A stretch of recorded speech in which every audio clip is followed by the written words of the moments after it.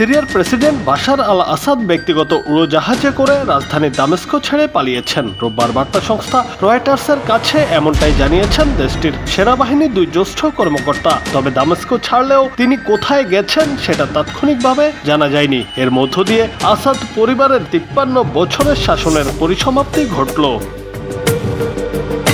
জানা গেছে, সিরিয়ার শাসক হিসেবে আসাদ পরিবারের আধিপত্য স্থায়ী হয়েছে টানা 5 দশকেরও বেশি। বাবা হাফেজ আল আসাদের কাছ থেকে উত্তরাধিকার সূত্রে ক্ষমতা পেয়েছিলেন সিরিয়ার প্রেসিডেন্ট বাশার আল আসাদ। হাফেজ আল আসাদ 1971 সাল থেকে 2000 সাল পর্যন্ত সিরিয়া শাসন করেছিলেন। এরপর তিনি মৃত্যুবরণ করেন।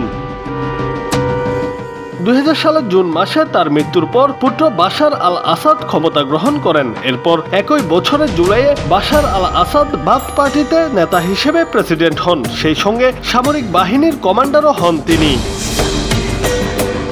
তবে তার শাসনের 1 দশক পর 2011 সালে সিরিয়ার জনগণ গণতন্ত্রের দাবিতে আন্দোলনে নামলে তিনি কঠোর দমননীতি গ্রহণ করেন। আন্দোলন বাড়তে থাকলে আসাদ তার বিরোধীদের সন্ত্রাসী বলে অভিহিত করেন এবং দমননীতি জোরদার করেন। এর ফলে দেশটি গৃহযুদ্ধে জড়িয়ে পড়ে। এই যুদ্ধে লাখ লাখ মানুষ নিহত হন। আসাদের বিরুদ্ধে বেসামরিক জনগণের ওপর রাসায়নিক অস্ত্র ব্যবহারেরও অভিযোগ ওঠে।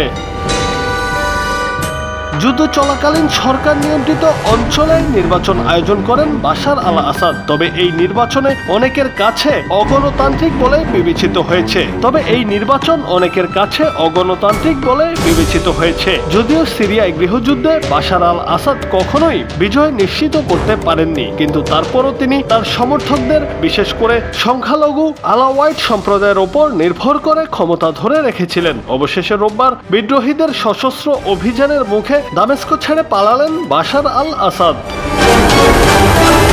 গত 5 আগস্ট বাংলাদেশের ক্ষমতাচ্যুত সাবেক প্রধানমন্ত্রী শেখ হাসিনা যেভাবে বিমানের সংকেত গোপন করে ভারতে পালিয়ে যান, বাশার আল আসাদও সংকেত অদৃশ্য করে দেশ ছেড়ে পালিয়েছেন বলে জানা গেছে। জুনায়েদ আহমেদ, বাংলা টিভি।